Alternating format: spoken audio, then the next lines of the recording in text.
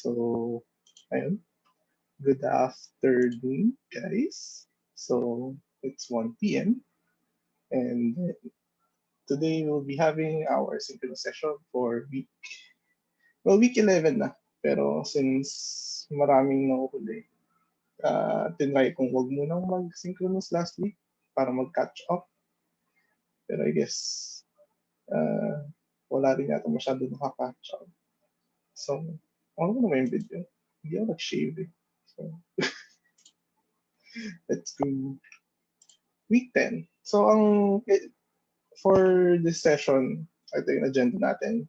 So, recap lang ng activities tsaka past announcements since hindi ko pa actually na formally na-announce sa inyo yung mga changes. Nasa Google lang. And then, review ng week 7 and 8. May short summary lang ako ng mga stuff or yung mga key takeaways natin from week 7 and 8. Then, move on tayo sa week 10 materials and then some announcements moving forward. So, recap ng activities. So, in case hindi nyo pa alam, may life-changing announcements for EEE 121. So, initially, required kayong makakuha ng 60% per week. Pero now, ginawa namin siyang 50% per week para makakuha ng 3 na standing. So, actually, yung standing nyo pag overall, 50%, pasado na kayo sa course. However, kung kahit yung standing mo nasa 80-70%, pero may isang week ka na below 50%, may incomplete ka for the course. So, ayun.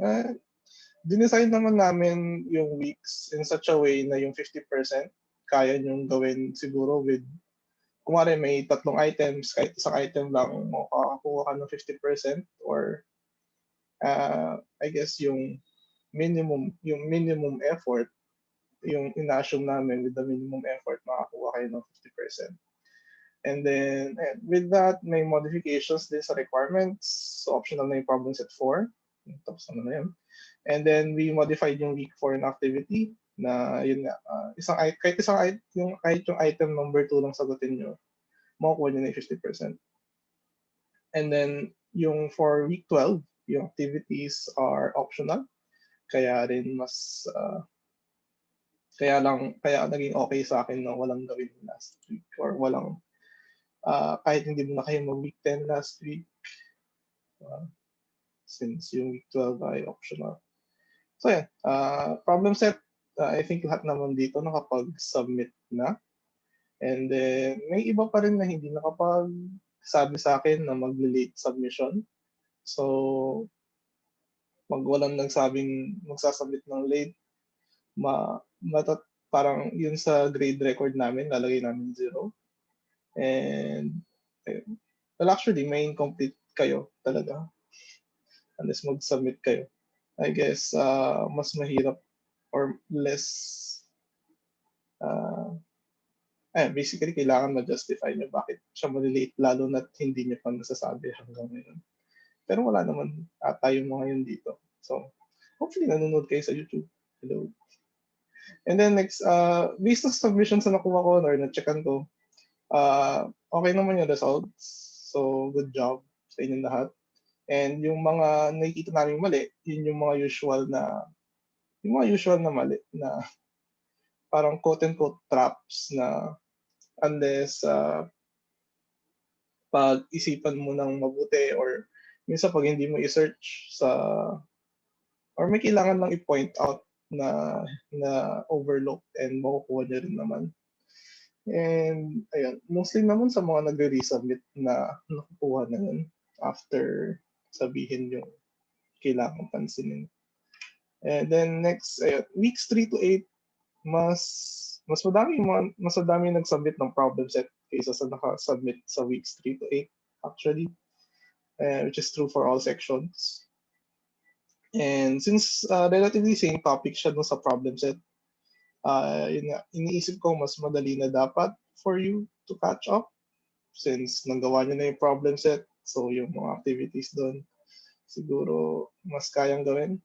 So yun nga, iniisip ko pwede tayo magka-catching up sessions. So since some people pointed out na needs more examples or needs more help sa week 4, and then sa, I think, week 7 and 8, yung may HackerRank exercises. Tingnan natin if pwede akong makapag-demo sa inyo ng siguro partial ng code or para makita how it works. And then, following that, ayan, so yun yung recap ng actual activity. So, ito lang, medyo summary lang ng week 7 and 8. Siguro para rin mas ma-appreciate nyo yung next topic, kaya ako siya gustong balikan. So, week 7 and 8, nag-focus siya on data structures or how we actually place yung objects in physical memory. So, kung nagko-code ka, parang tinitake mo for granted. Gagawa ka ng list dito, gagawa ka ng list doon, gagawa ka ng variable dito, gagawa ka ng variable doon. Pero something to think about is paano nga ba yung nagagawa ng computer? Kung gumawa ako ng list, paano niya siya nilalagay sa memory? So parang ano yung under the hood na nangyayari? Which will be more important pagdating sa higher EEE courses, lalo na sa computer organization, na makikita nyo talaga in action yung paglagay ng data sa physical memory cells ng computer. So basically may dalawang major types or major approaches. Yung isa, kung meron kang group of objects na related in memory, tabi-tabi sila. So yun yung mga arrays natin. And then kung hindi mo kayang gawing tabi-tabi, kasi for example, hindi mo alam kung gaano kalaki dapat yung list mo. So mahirap sabihin sa computer na basta bigay mo na lang sa akin kung ilan yung kailangan ko. Hindi pwede yun. Kasi kung meron akong PowerPoint ngayon, and hindi niya sasabihin sa computer kung ilan talaga yung total memory na kailangan niya, yung other processes ko, sila yung compromise. So sometimes you do yung magpo-point na lang to each other yung objects natin in memory na yun yung linked lists. So yung first item ko sa list, tuturo niya yung next item sa list, and then yung next item na tuturo niya sa next item. So yun yung mas flexible and mas actually magagamit mo for more complex data structures. So ayun, pag gumamit ka ng arrays, mas madali siya imagine kasi yun nga, dikit-dikit lang naman sila. Pero mas mahirap for us to modify yung contents, magdagdag or magbawas. Kasi parang medyo fixed na siya. And then yung sa second part is yun nga, more flexible siya since yung isang object ko, pwede siya magturo to multiple objects. Pwede siyang, and then yung tinuturo niya, pwede siyang magturo to multiple objects din. So mas flexible siya. And yun yung mas actually ginagamit for the non-linear data structures like yung trees and then yung susunod na topic which is graphs. So, and ang makikita nyo rin, the way we put our data in memory, nakakabilis siya ng certain operations. So, kumbaga, kung kalat-kalat lang yung memory, ay kalat-kalat lang yung variables mo dyan, mas mahirap kunan ng sort of conclusions or mas mahirap siyang kuhanan ng insights compared sa organized na data. So, ayun, makikita nyo rin yung sa trees, sa binary search trees, since lahat ng nasa kaliwa, mas maliit, lahat ng nasa kanan, mas malaki, parang dahil alam mo nasa kaliwa, alam mo maliliit na sila. So, parang mas madaling gumawa ng generalizations. Ayan, if gusto lang natin i-compare straight up yung lists at saka trees. So sa lists, since line lang siya, one element before and then one element after a certain node. Pag sa trees, one element before tapos many elements after. So pag sa lists, line lang siya ng elements. Pag sa trees, parang hierarchy, may mga levels. And ayun, because of that, pag sa lists, mas efficient magdagdag ng bagong elements. unless gusto mong magsumunod ng certain property. Pero kung essentially, kung gusto mo lang magdagdag ng item sa list, kakabit mo lang sa dulo. Kakabit mo lang sa dulo. So, ganun lang siya ka-straightforward. Kaso sa trees, both sa na-encounter nyo na ng binary search trees tsaka sa heaps, pag mag-add ka ng element, parang magtra-traverse ka pa or maggagawa-gawa ka pa ng swaps. So, hindi siya as straightforward. Pero yung advantage naman nun, pag sa trees, yung arrangement ng elements, may information na agad about doon. So, kung sa binary search tree, yung effort mo sa pag-traverse ng tree para magkabit ng element, it helps you maintain a certain property. Kung pag nag-in-order traversal ako sa binary search tree, meron akong sorted na list. Pag sa heap naman, ayun, na-assure natin na every time na kumuha tayo ng element dun sa heap, yung minimum or yung maximum element, parati siyang nandun sa tuktok. So parang may added information yung certain levels natin sa trees, which is mahirap gawin sa lists. Kasi limited ka dun sa mga before and after. Isa lang yung element before, isa lang yung element after. So, ayan, lists versus trees. So, may questions ba dun so far? Okay. So, sa next topic, week 10, deals on graphs. So, kung yung lists 1 to 1, 1 before, 1 after, yung trees, 1 before, many elements after, yung graphs is yung mas general na many elements before, many elements after. And so actually, kung tutusin, ang list, special case siya ng trees na isang branch lang. And then yung graphs ay special case siya ng trees. Ang trees ay special case ng graphs. Na yung mga source nodes or yung mga inbound na nodes ay isa lang for every node. And we'll see more of this later. So yeah, yung elements natin are connected to each other.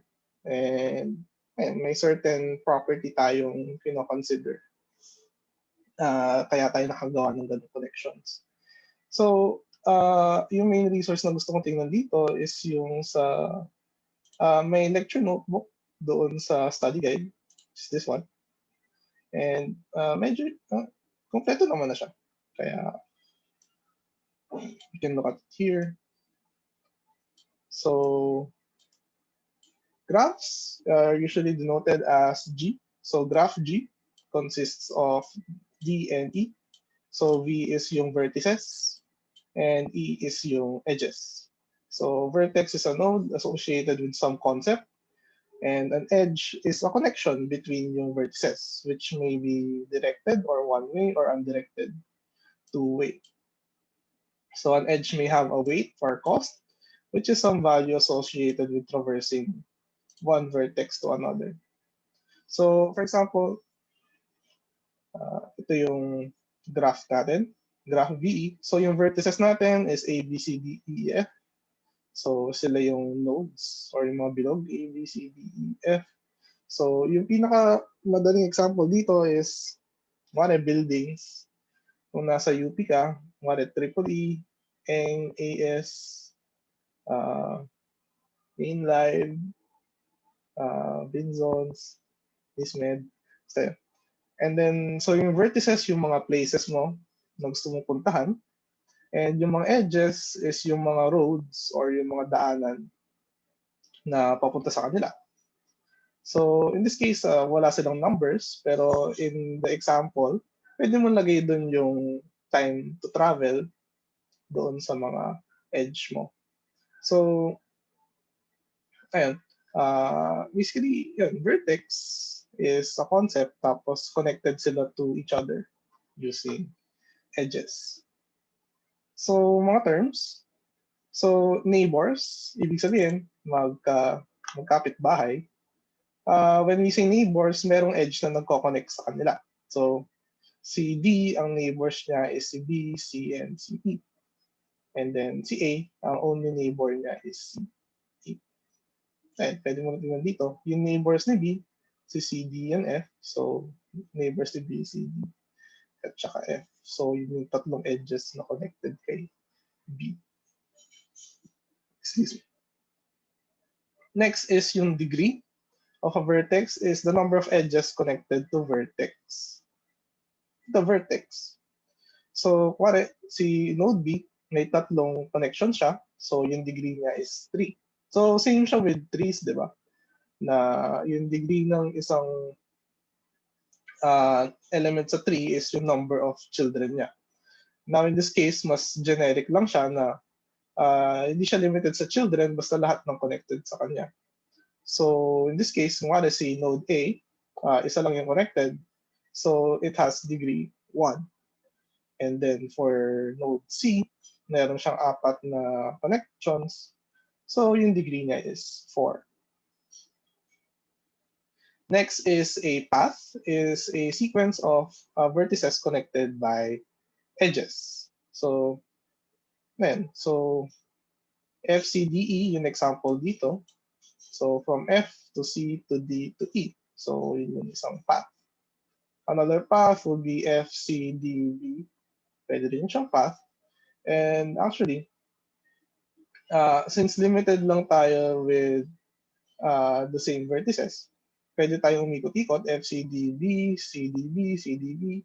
So pwede siyang umikot-ikot doon and it would still constitute another path or valid na path. Pero usually, ngayon, pag umiikot-ikot tayo, yun yung tinatawag na cycle. So, C, D, B, C. So, umikot tayo, it will be one cycle.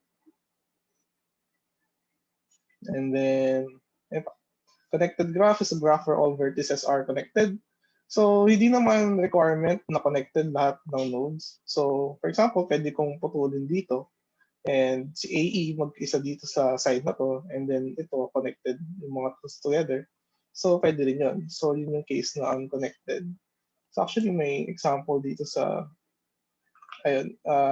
may visualization dito sa websites na to. You can check them out. And actually, may tutorial mode din sila na parang pwede yung ayan. So in this example, yung nodes natin in the left are sila lang yung connected tapos hiwalay si 5 and 6. So graph pa rin siya. But disjoint siya kasi yun, meron tayong nodes na hindi connected dun sa other nodes. So basically ang parang maganda or way to indicate kung disjoint siya or not is to determine if meron tayong path na makakadaan sa lahat ng nodes. So here, wala akong path na madadaanan lahat ng nodes. Pero in this example here, I can go from A to E to D to B to F to C. So meron akong path na nadadaanan lahat ng nodes. So I can say na connected yung graph. Ayan, so kung hindi connected yung graph, meron tayo tinatawag na connected components or yung mga subset ng vertices na connected. So in this example, connected si 5 and 6 and then si 1, 2, 3, 4, 0, 0, 1, 2, 3, 4, sila naman yung connected components. Basic graph types. So, ayan, yung cycle, di ba, is a path that starts and ends at the same vertex. So if meron akong cycle dun sa aking graph, the graph is called cyclic. And if wala, acyclic naman siya. So ano may ibig sabihin ng arrows na to?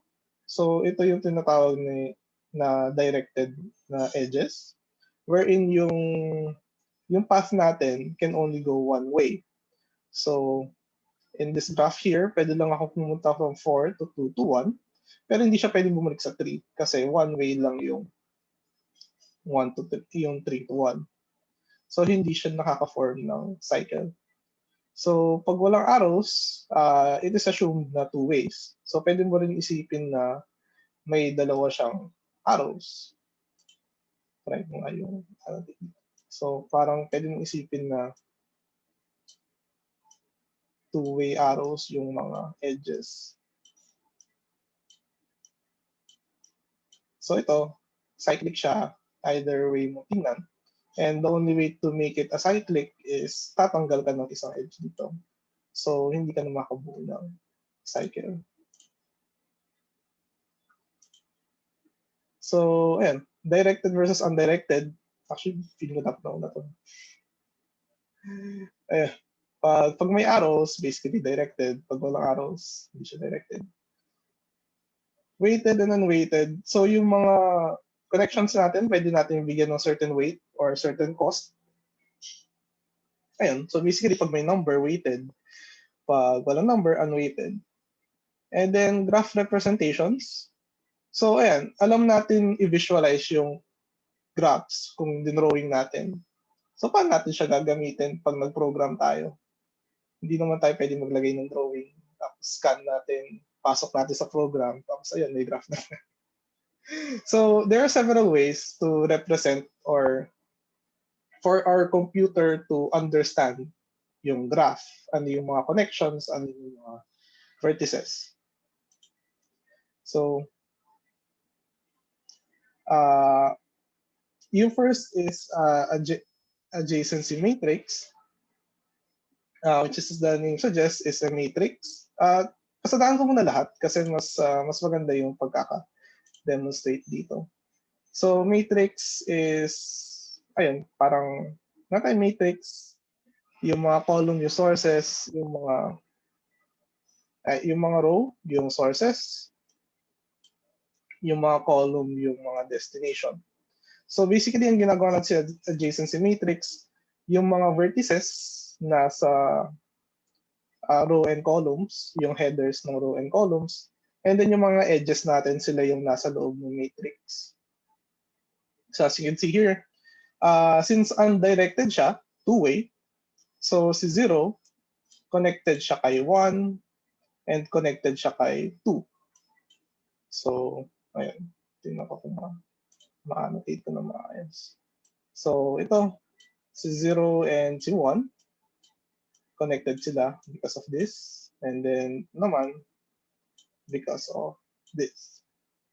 And then, ayun, wala, sa 6. Si 6, connected lang siya kay 5, so yung meron lang connection sa kanya, yung meron lang naman sa kanya dun sa matrix is yung column na 6 dito and 5 doon. Now, if gawin ko siyang undirected, undirected, unweighted, directed, unweighted, yeah. So, pag ginawa ko siyang directed, so kanina, di ba parang kung meron si 5 and si 6, 5, meron din si 5, 6. Ngayon, one way lang. So, si 0, papunta lang siya kay 1. So, dito yung source. So, 0, papunta kay 1. And then, yun. Tapos, si 0 papunta kay 2. Ito naman yun. So, since undirected siya, si 2 papunta kay 0, walang naman. Si 1 papunta kay 0, wala din siya naman. Since one way lang siya. So, comparing yun sa kanina, ayan, si 0 papunta kay 1, meron siya. Tsaka si 1 papunta kay 0, meron din siya. So, yun yung adjacency matrix. And then, for example, gawa ako ng edge from 4 to 5. Ayun, makikita nyo, source is 4, destination is 5, nagkaka-roll siya ng 1. And if magdagdag ako ng bagong element, mag-add siya ng bagong row and column. And then, pag-connect ko siya, ayan, so connected siya kay 0, connected siya kay 2, connected siya kay 6. Ayan. So, mapapansin nyo, medyo madaming cells na 0 dun sa adjacency matrix. So, parang sayang sa memory pag gagawin natin siya na ganito. So, instead of making it a fixed size, yung adjacency matrix, doon pumapasok yung adjacency list. which is next item dito. So instead of a 2 by 2 na array, gagamit tayo ng mapping at saka chaining. So ayun, instead of marami akong zeros sa isang row, yung zero, yung naka-map kay zero, yung mga naka-connect lang sa kanya, 1, 2, and 7. So 0 connected si 1, 2, and 7. So adjacency, so parang may list siya. So for each vertex, meron akong list ng adjacent nodes. So, kung titignan ko si 3, connected siya kay 1 at 4. Kasi yung adjacency list na associated kay 3 or yung nakamap kay 3 ay si 1 and si 4. And then, yung last naman dito is yung edge list, which is just, as the name suggests, list lang nung edges. Kasi technically, pagka ilista mo lahat ng edges, makukompleto mo na yung graph. So, kita mo here, meron tayong total of 9 edges. So, from 0 to 1, 0 to 2, 0 to 7, 1 to 2, 1 to 3. So, parang nakalista lang lahat. So, yung mahirap lang sa adjacency list, what if gusto kong tanungin or gusto kong malaman kung connected ba si 0 kay 5. So, kailangan kong daanan lahat ng elements doon sa list. Pag sa adjacency list naman tayo, kung gusto kong malaman kung connected si 0 kay 5, titignan ko yung adjacency list ni 0. And wala si 5. So, yung kailangan ko lang i-check is mga tatlong elements lang. So,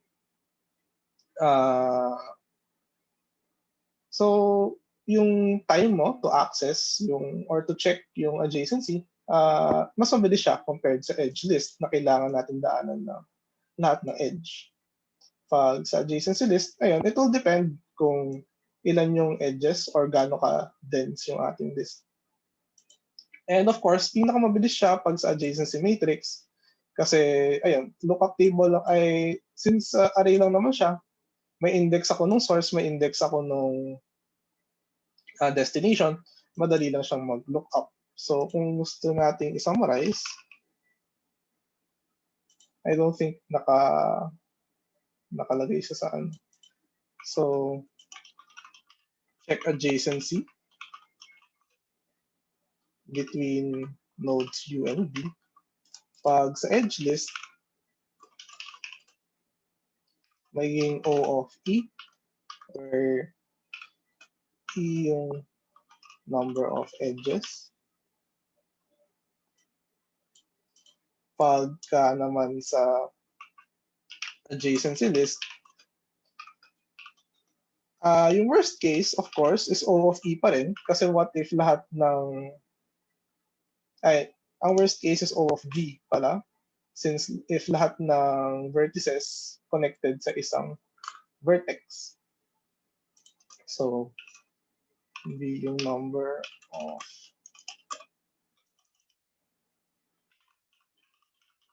Tapos pag adjacency matrix, O of 1 siya. Since lookup table lang siya. So, yun yung differences nila. Pero ito yung pag-check ng adjacency. Kaya titingnan mo yung space. Si edge list, actually omega dapat. Kaso lagi siya sa number of elements. Si adjacency list, actually same lang. Number of edges, since yun din naman yung...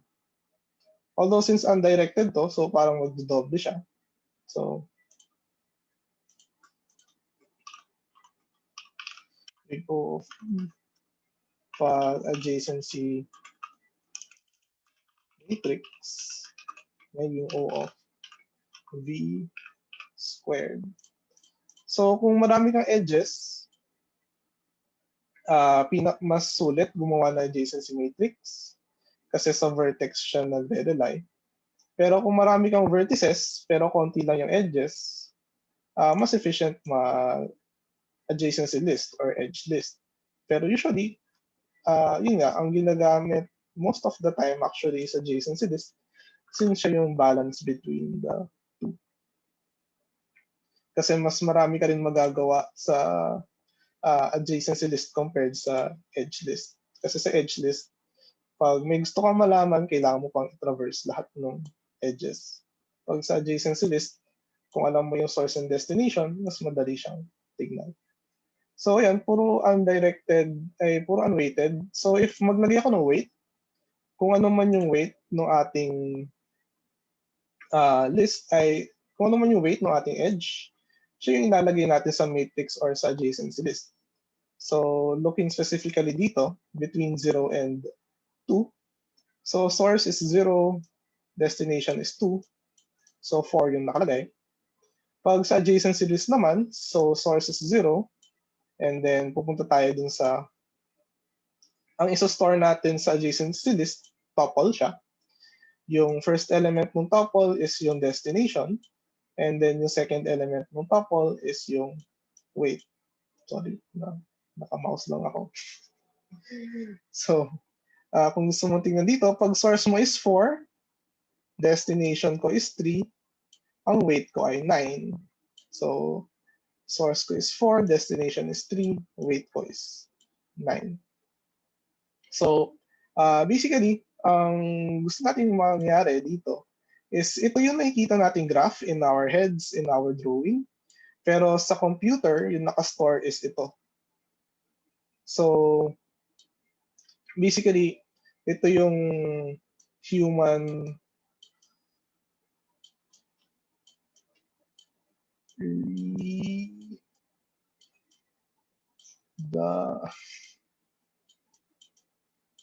and then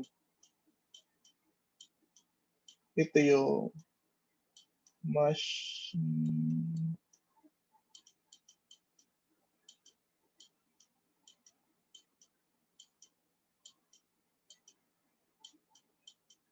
So basically, tinatranslate natin yung nakikita natin na drawing for our computer to understand yung connections natin. So, yeah. So for adjacency list, ganyan yung tsura niya. Pag sa adjacency matrix, mas straightforward kasi lalagay mo lang yung actual number. Pag naman sa edge list, kanina, dalawa lang yung nakalagay, source, destination. Ngayon, meron na rin tayong cost dun sa dulo. So source, destination, cost. And usually, ang source, ang gamit na letter natin is U. Destination is V. So, makita mo rin yun dun sa ating notebook. And source, destination, cost. So, yun yung standard lang na notation for references na ginagamit natin. Excuse me. So, yun yung representation. May questions ba so far? Nakukuha naman. Yeah, so, masanay ako na may whiteboard dito. So, pasensya na. Pangit yung sulat ko with the mouse. So, after nun, is yung tinatawag natin na graph traversals. So, what if yung graph natin nasa computer na? Na-store na natin yung adjacency list na to or yung edge list natin or adjacency matrix natin dun sa computer natin. And then we make changes doon sa ating graph. Nagdagdag ng elements, gumawa ng connections. Pero of course, lahat to ginawa lang natin in code. So, mga commands lang yun. Add node ganito, add node ganyan. So, hindi tayo sure kung ano na yung itsura ng graph natin. So, yung pwedeng natin gawin is parang mag-traverse tayo dun sa list or dun sa graph natin para malaman natin yung mga elements doon sa graph. So, ayun. The most common way of implementing sparse graphs is adjacency list. Ayun. And then, so may implementation dito using the adjacency list. And yung mga traversals. So same with the trees, meron tayong depth first search and meron tayong breadth first search. Okay. And then ayan. So yung depth first search, ayan, pwede siyang pre-order or post-order. So mas mahirap siyang mag-in order kasi wala tayong idea kung ilan yung number of neighbors. Unless gusto mo i-check. Pero ayun nga, mas madali kung i-consider na lang natin yung pre-order at saka post-order na case. So yung sa pre-order na case, kung yung process natin is just printing, ipiprint muna natin yung current node na binivisit natin, and then i-visit natin lahat ng neighbors ng ating node. Sa post-order naman, as you may have guessed, i-visit muna natin yung mga neighbors before natin i-print yung ating sarili. So sa breadth first search naman, gumagamit ng queue. I think mas maganda if punta tayo dito sa graph traversal. Kuha tayo ng drawing natin yung saan ba ito? Ito.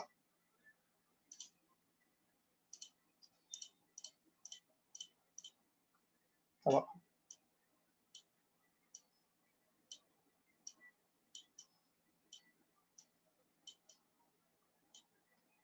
Ay, ba't directed?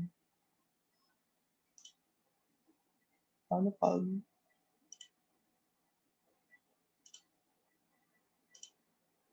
wait ako?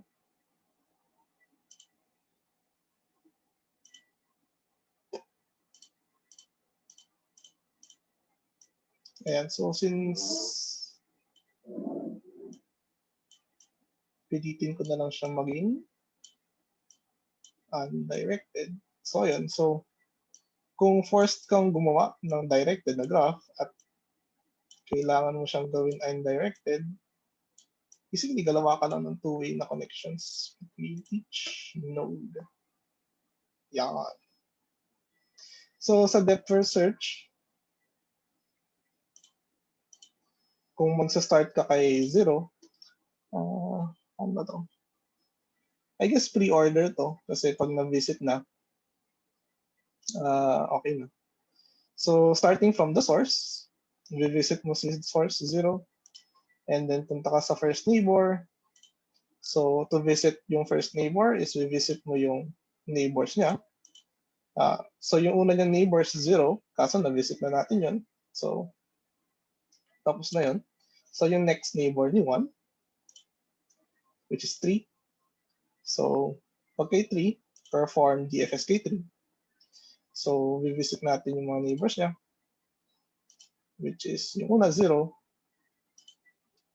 na-visit na siya, so wala tayong gagawin. Next is 1, then si 2, hindi pa na-visit. So we do DFS kay 2. So actually, kung gusto mong balikan natin, kung pre-order to,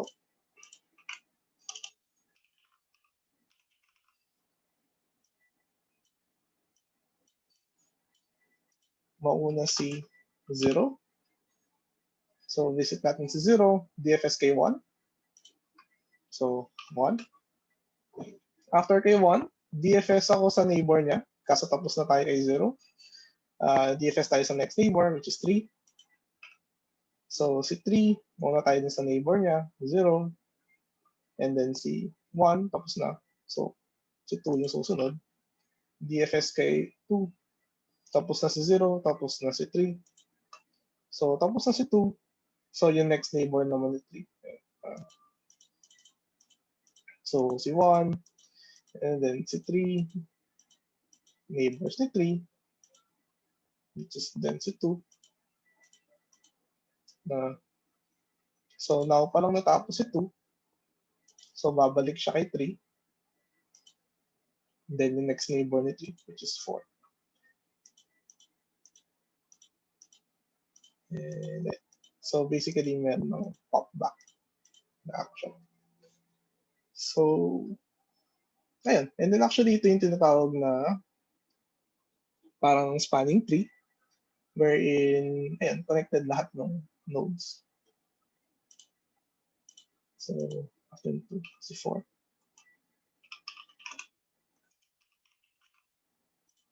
So basically, yung pre-order, pag naging gray na siya, lalagay na natin. Pag sa post-order naman, hihintayin natin siyang maging ganito yung color. So yung unang, sa post-order, yung unang naging, sorry, colorblind ako. Is this green or orange? Basta yun. Una si 2. And then, yung next na matatapos muna is si, yung next is si 4, and then si 3, and then si 0. 2, 4, 3, 1, 0. So, kaya siya depth first search. Kasi, ayun, pag pre-order, tuloy-tuloy tayo hanggang maka-reach tayo ng dulo.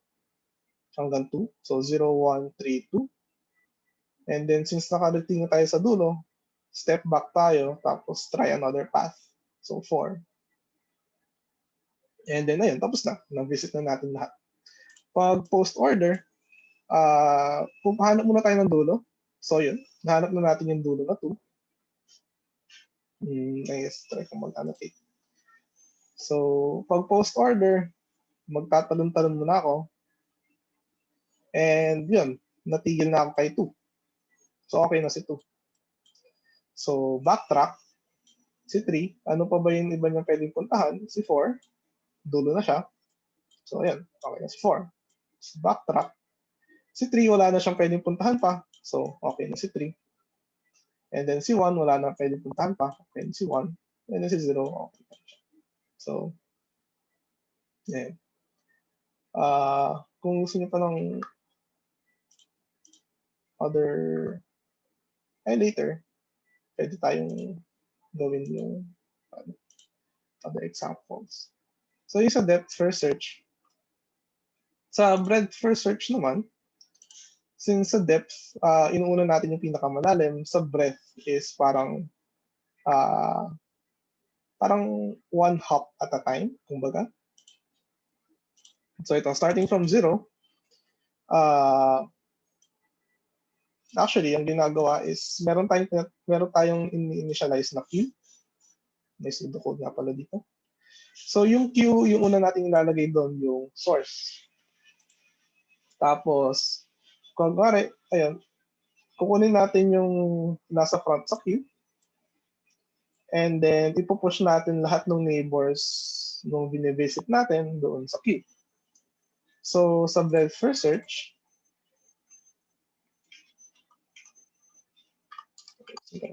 so BFS2, for BFS, mag-start tayo with the source, 0. And then, I guess pwede natin sabihin, yung queue natin, for example, empty muna siya. So, at the start, ipupush natin ipupush natin yung source, si U. So, dito, push natin si 0. And then, pwede natin lagay dito yung mga visited. So, kukuha tayo nung first element dun sa queue, 0. So, lilipat natin siya sa visited. And then, lahat ng neighbors ni 0, ilalagay natin siya sa queue. So, ang neighbors niya is si 1, and si 2, and then si 3. So, after nun, tignan natin yun. So, si 1, si 2, and then si 3. So, lahat sila is nasa queue na. So, yung queue natin naman niya is 1, 2, 3. Yung na-visit na natin is si node 0. So, kukunin lang natin yung next element sa queue. Lilipat natin siya doon sa listahan ng visited. And then ilalagay natin yung mga neighbors niya na hindi pa natin na-visit. So sino ang neighbors ni 1? That will be 0. Kaso na-visit na natin si 0. So isi-skip na si 0. And then next neighbor niya is 3. So actually, okay lang naman. Ma-push si 3. So you don't have to check if nasa queue siya. You'll see why naman mamaya. So pwede kong ilagay si 3. And then, ayun, proceed na sa next node. Ayan, pwede mo na naman check kung nandun na sa queue si 3. Pwede mo na lang siyang skip. Pero, ayan. Next dun sa queue is si 2. Ililipat mo siya dun sa visited.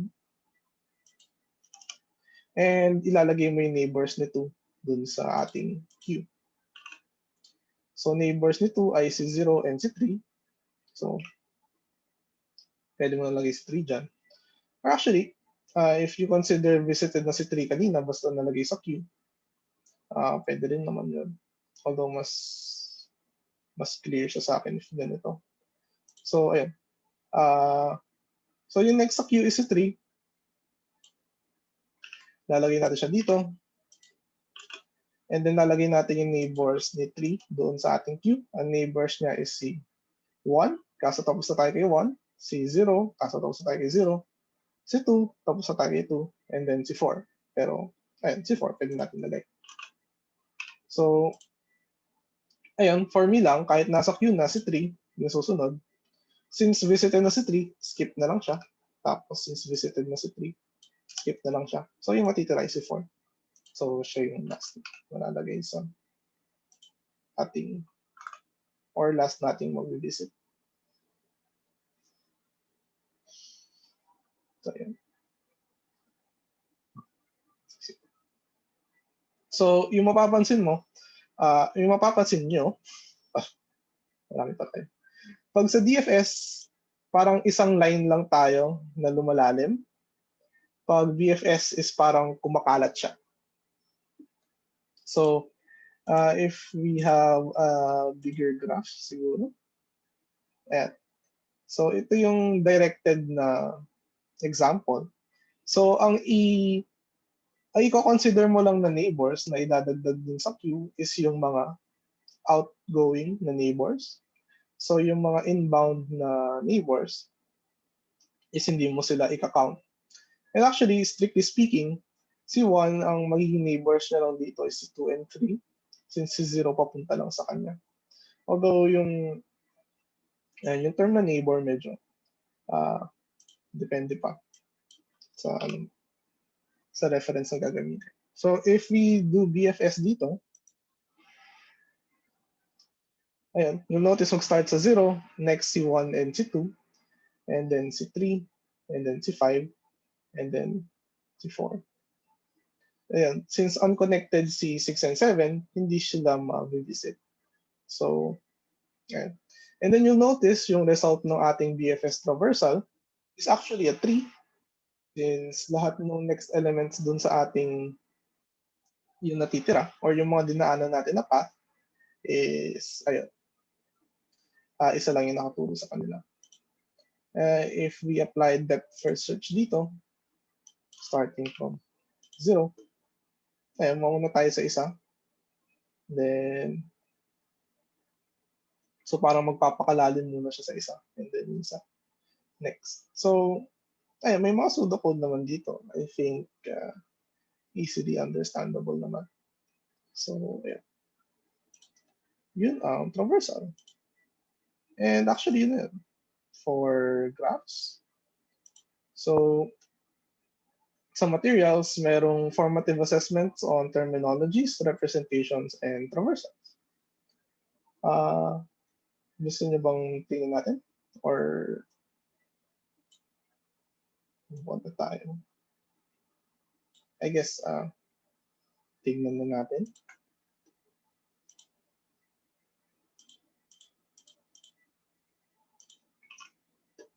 May gusto bang sumagot?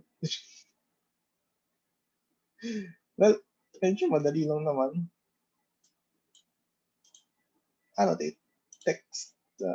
So, ano yung set of vertices natin? So, A, B, C, D, E, F, G.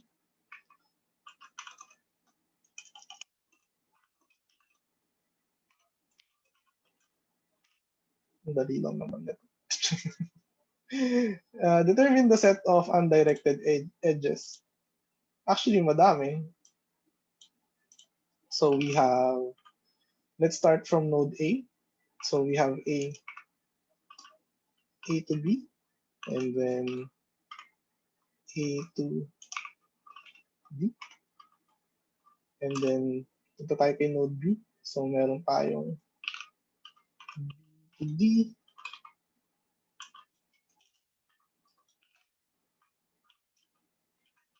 B to C, etc. Ang dami na. Kaya nyo na yan. Okay. So, next is, what are the neighbors of B? So, looking at node B, sino yung neighbors niya? So, A, D, and C. So, A, D, and C. So, which vertex has the lowest degree? Which vertex has the highest degree? So, ang daya ng question, ibig sabihin lang nun, alamin natin yung degree ng bawat node. So, clear ko lang. So, ano yung degree ni A? Since wala naman nag-on ng mic, susulat ko na lang yung sagot. Yung degree ni A ay 2, tama ba? Ang degree ni B ay 3, tama ba? Sige, for example, lagay ko yung degree ni D ay 3. May magre-reklamo ba sa inyo?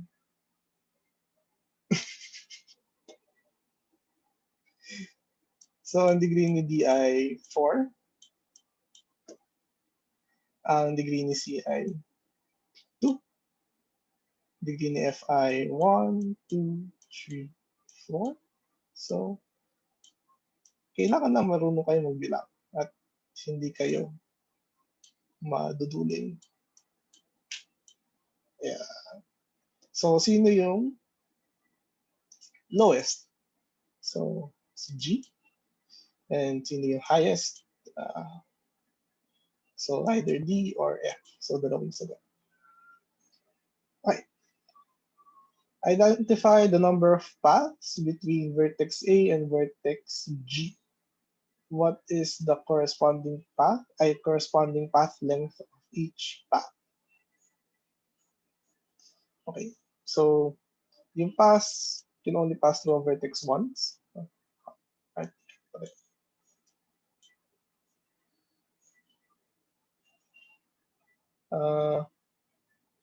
Here.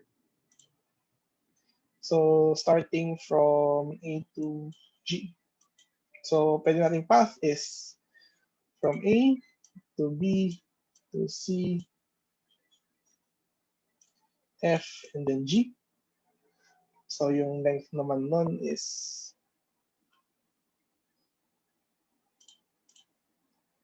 A, C, F, G. And yung length nun ay 1, 2, 3, 4. 4. And then, pwede ko na lang i-backtrack going back to kung mag-start naman ako kay ang color naman. A to B to D to F to G. So, yun naman ay 5. And then, A to B to D to E to F to G. So, pwede rin yun. Meron pa ba? Ayan, pwede yung A to D to B to C to E. G, A to D to F, G, A, D, E, F, G. Ayan. Yun na ba lahat? Sorry, hindi ko na sinulat lahat. Okay, number of cycles in the graph. So, Ayan, since nasa EEE naman tayo, familiar naman siguro kayo sa mesh. So, ano yung mga cycles dito? So, undirected naman siya. So, ito is a cycle. Ito is a cycle. Ito is a cycle. And then, pwede nating kunin lahat. That's a cycle. And then, pwede ko rin kunin to. That's a cycle. And then, this is also a cycle. So, meron pa ba tayong hindi nakuwang cycle? Yeah, I think ito na rin.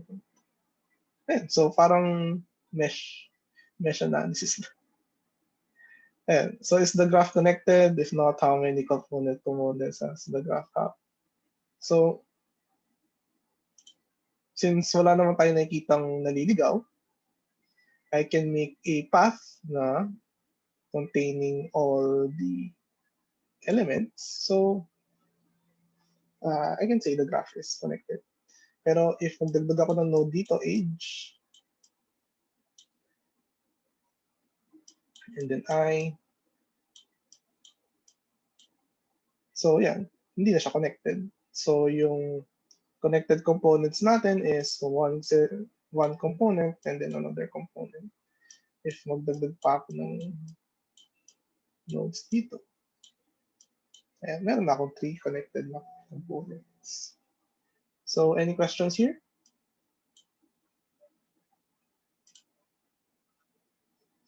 Yes, wala. Next, graph representations.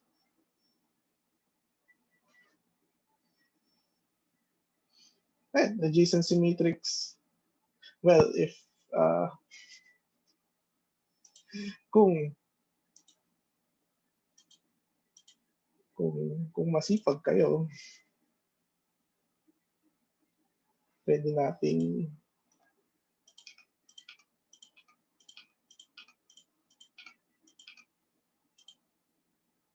ABC.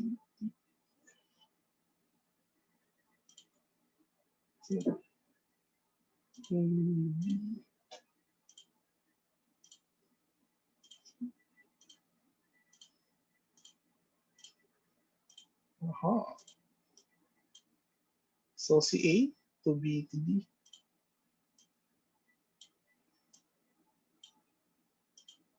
Si B, papunta lang siya kay C. Si C, papunta lang siya kay F. Si D, kay V, F, E.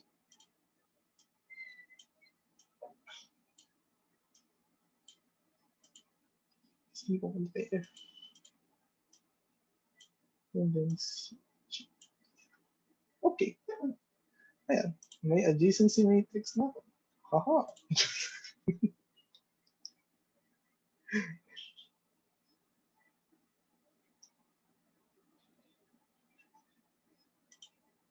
So, ayan.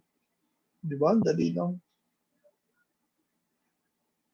Pag na naman may tools, di ba? Nagamit tayo ng ating tools.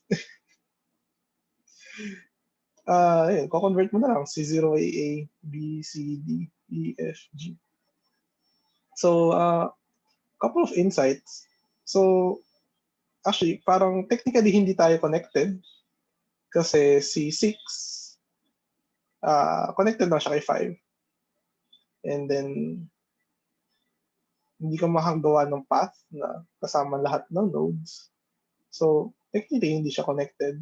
Tapos, meron tayong dalawang connected na subgraphs. Ayun lang. Ayun. Favorite si 5. Ang dami papasok sa kanya. Si 3, madaming nilalabas. So yung edge list natin, 0 to 1, 0 to 3, 1 to 2, 2 to 5, 3 to 1. Madali lang naman yun, di ba? Di ba? So, assuming na kada cost is 1. Next is traversal.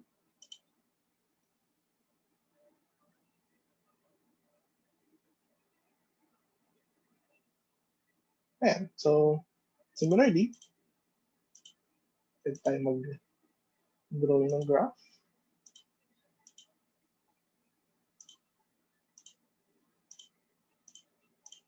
Okay.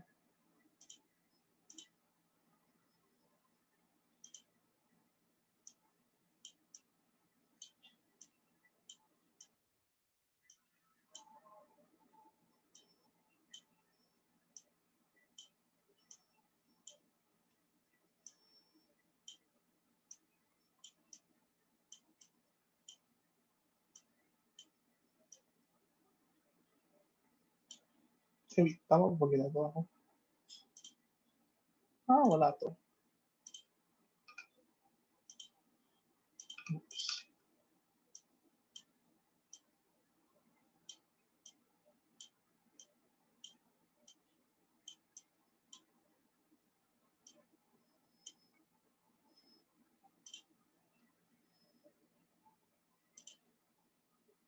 Yeah, so kung gusto nyo magka-DFS dito, starting from 0, so mag-start siya kay 1.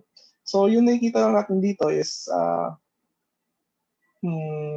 basically dinadaanan natin lahat ng steps. Pero kung mare, since ikaw lang naman yung ito yung DFS if a machine will do it. Pero pag ikaw kasi as a person, mag-DFS ka, pwede mo naman siya idiretso, 0 to 1 to 2, then 5, 6, or ano pala, kung mauna ka sa lower number, so 0, 1, 2, and then 5, 4, 3, tapos backtrack, 6. So, yun siya. So, 0, 1, 2, 5. Since at 5, meron kang, actually, tatlo pa rin choices mo. So, at 5, meron kang tatlong choices, 3, 4, or 6. So, unahin mo yung alphabetically mas mauna, which is 3. And then, sa 3, yung neighbors na natitira mo na lang is 4. And then, babalik ka. And then, 6. Pag post order, yun nga, hahanap ka muna ng dead end. So, yung unang dead end si 4. Then, pag nag-backtrack ka kay 3, wala na siyang ibang pwedeng puntahan. And then, backtrack ka kay 5, meron pa siyang pwedeng puntahan, which is 6. So, after ni 6, backtrack kay 5, backtrack kay 2, kay 1, and then si 0.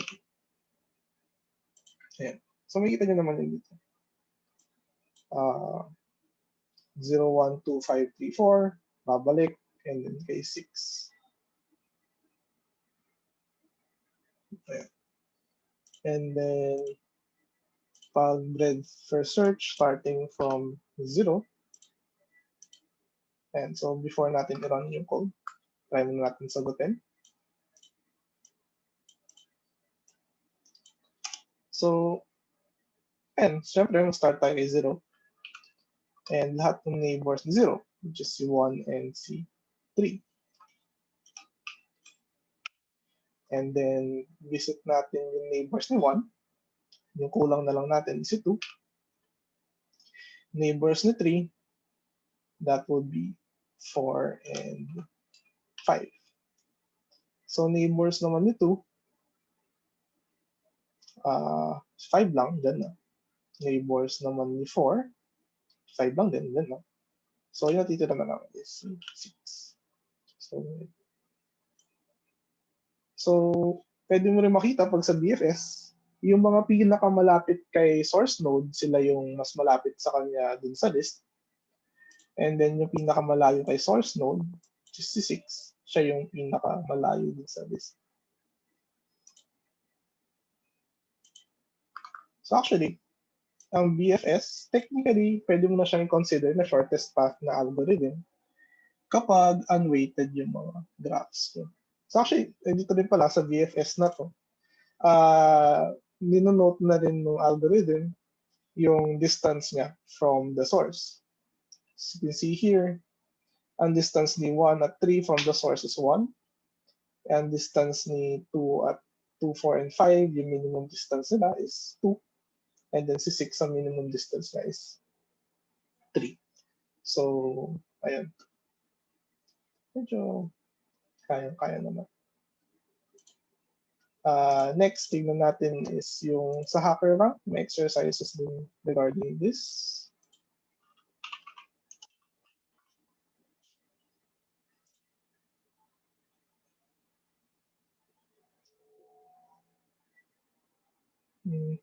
Tignan natin since Wednesday, Friday ngayon. Graph basics and graph traversals.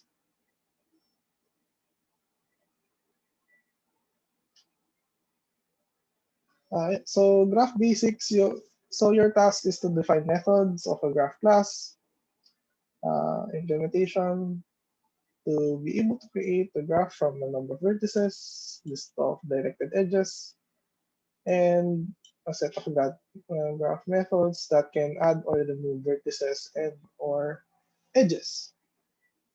So specifically, kailangan i-define initialize graph, remove edge, remove vertex. And then yung read input din na I think tied naman siya with initialize graph. And so nakalagay naman yung grading. So ito yung sample input. The first line contains 3 non-negative integers, V, E, and C, separated by white spaces. V is the initial number of vertices, and E is the number of directed edges to be added. And then C is the number of methods to be executed. So if E is positive, the next E lines, ayan. I guess mas maganda if tingnan natin sample input. So yung first sample input is 009. So that means na meron tayong 0 initial na vertices, 0 na initial edges, and 9 methods to execute. So tama naman, meron tayong 1, 2, 3, 4, 5, 6, 7, 8, and 9 methods over here. So with these methods, add vertex 1, add vertex 2. I guess start at vertex 1. So add no vertex. And then add vertex 3. Ay, laki. So add edge, source is 1, destination is 2, ang cost is 5. Next is source is 1, destination is 3, ang cost is 6. And then next is 2 to 1, ang cost ay 5. Next is 2 to 3, cost ay 7. And then 3 to 1, cost ay 6. And then 3 to 2, which is ang cost na rin ay 7. Okay. Hindi pala pwede mag-scope. Okay. So, yung output mo is yung basically adjacency list ata to, yung output. And ayan, number of vertices, 3. Number of edges ay 6. So, isa lang yung bilang per directed na edge. So, note na, ayan, directed edges tayo or directed graph. So, from 1, meron tayong from 2 to 5. Ay, from 1, meron tayong papunta kay 2 na 5 ang cost. And meron tayong papunta kay 3 na 6 yung cost. And then, so yung next dito is walang graph methods. And kailangan mo lang ma-generate yung graph given this information. So yun, merong 3 vertices and 6 edges. So I guess yung vertices natin by default pag sinabing tatlo, meron akong tatlong vertex starting at 1, and then 2, and then 3. 3. So from 1 to 2, 5, and then 1 to 3, or 6. Actually, same graph lang naman siya. So, ayun. So, naiintindihan naman siguro kung anong ibig sabihin ng input. And then, ayan. So, more examples lang dito. Eh, pag nag-remove ng edge, magre-remove ng edge. Remove ng vertex, remove ng vertex. So,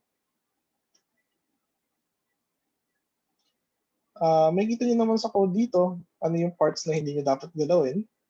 So, meron ng template.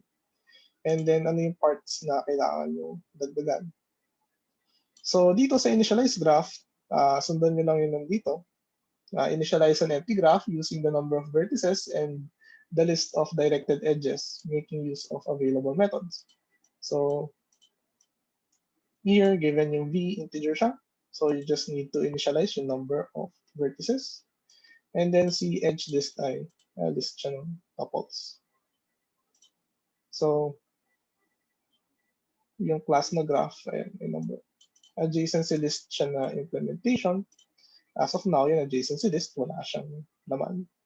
So, yung goal nyo dito is yung adjacency list na to, ma-set up nyo siya ng maayos.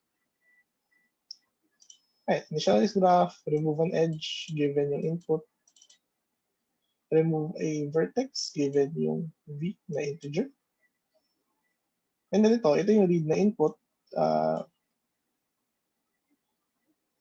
Kailangan yung ma-populate yung laman ni edge list at saka yung laman ni command list.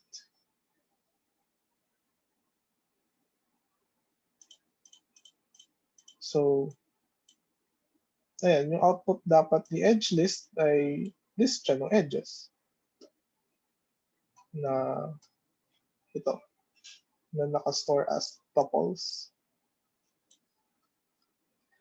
So, pagka yung read input, si edge list,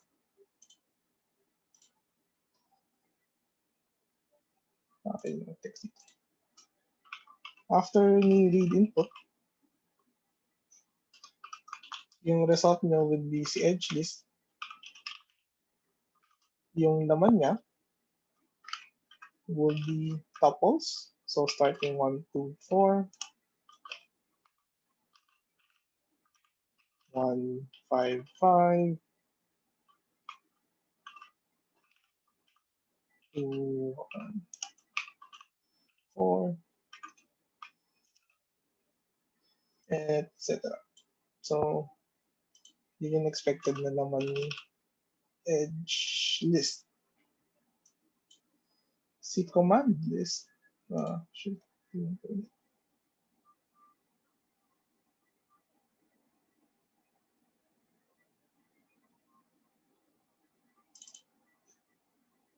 and execute. Ang kailangan nilang naman ma-store is ito as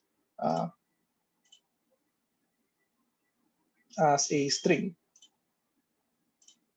So, si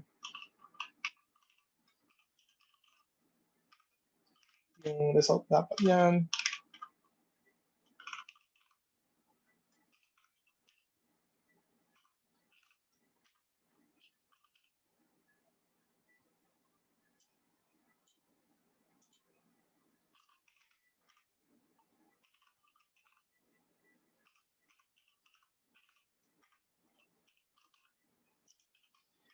Etc. So, ayan. Sa mga hindi ko nakagawa, ito yung and from there, I think ito naman siguro yung magiging problem. Ayan.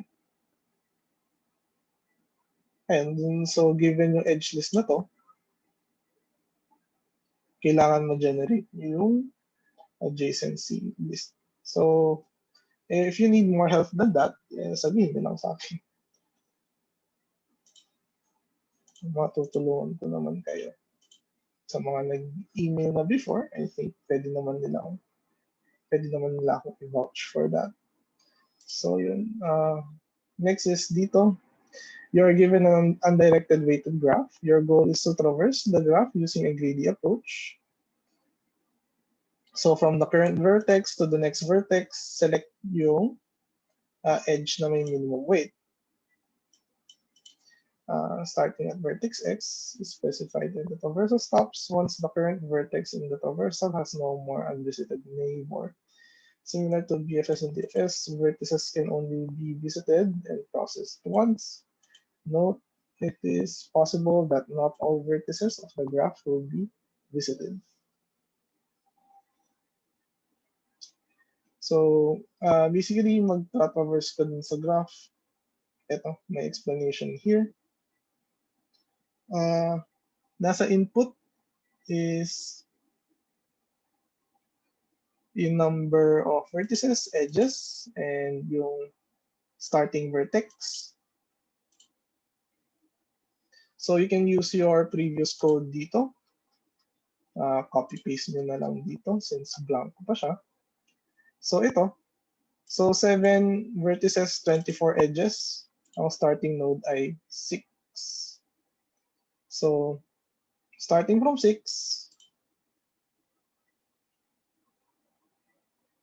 so hopefully, naintindihan nyo naman dito, mga edge list lang naman yun nandito. So basically, set up yung graph na to. So starting from node 6, hahanapin mo yung edge na pinakamaikli, which is 5. So pupunta tayo kay 5. So visited na si 6 and then visited na si 5. And then looking at 5, hahanapin mo yung next na edge na pinakamaliit, which is 2. So next na pupuntahan mo is 3. And then yung next na smallest is si 1. Since si 2 na-visit na. So punta tayo kay 2. And then next is si 4. So punta tayo kay 1. And then sa mga edges ni 1, ang pinakamaliit si 7. Kaso si 7, papunta siya kay 6 na na-visit na natin. So hindi niya na i-consider ito. So yung next naman nun is si 8. So yung next na node na pupuntahan natin is 7. And now si 7, wala na siya ibang mapuntahan. So the algorithm stops. So basically, DFS siya na algorithm na pinipili or nagtatraverse lang tayo doon sa minimum na edge. So yung result is yung starting na 5, and then 2, and then 1, 4, and 8. So yung result is, yung output natin is yung final node, which is 7, and then yung weight no total, which is 20, pag in-add up natin lahat.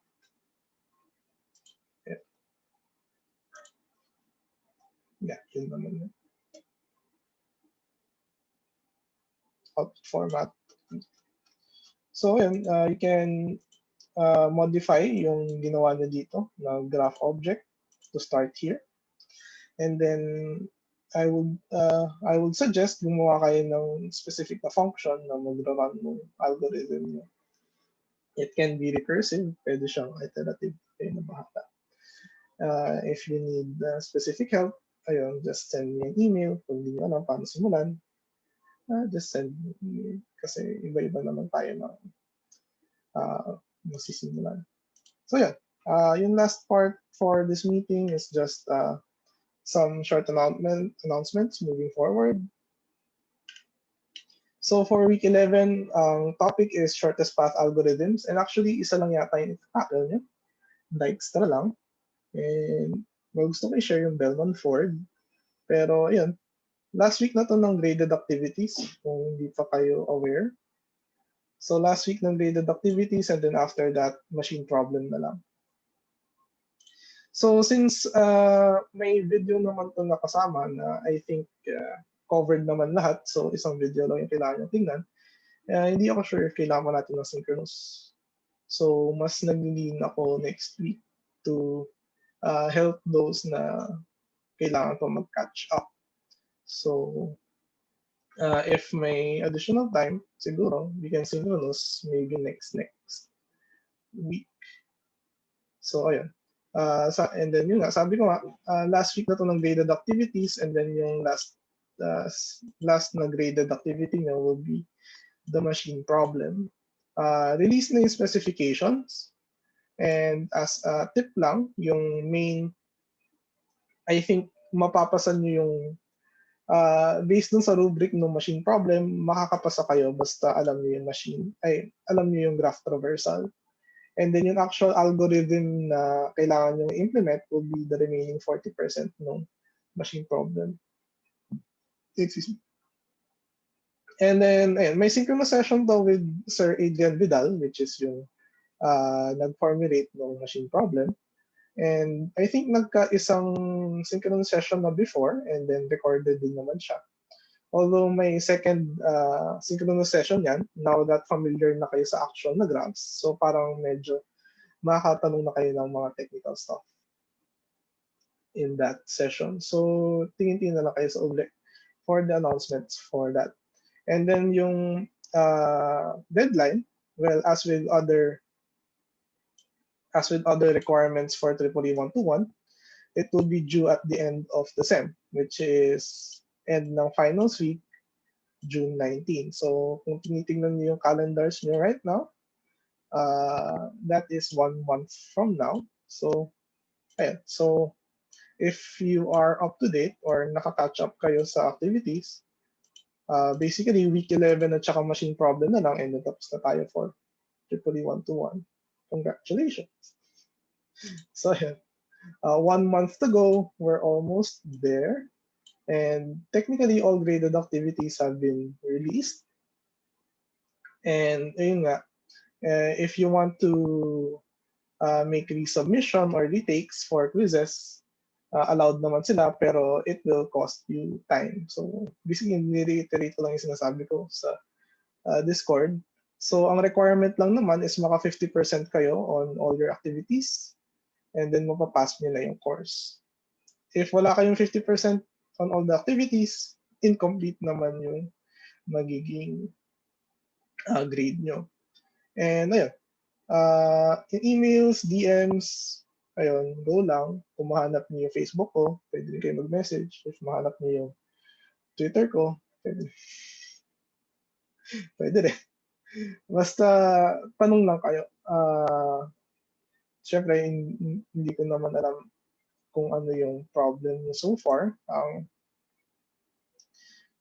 Yung mga commonly ko lang nakikita na mistakes sa mga submissions, yun lang yung masasabihan ko ng comment or ng ano. Pero since yun, baka iba-iba rin naman kasi yung approach natin. And wala naman one solution for everything. Kaya it will be very important na malaman ko kung ano na yung current na iniisip nyo towards the activity. And we'll work from there para hindi masyadong makalog yung utak nyo, I guess. So yun, that's the end of the session. May questions ba?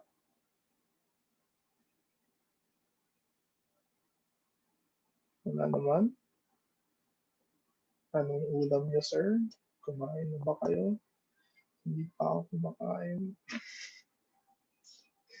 Yung ulam ko ay chicken. Wala na ba? Okay. Baka yung iba dyan, makikinig na lang. Nasa background na ako. Anyway, that's all for now. If you have any questions, ayun, go lang. Discord email, etc. So, thank you for attending, and I'll see you around. Bye-bye.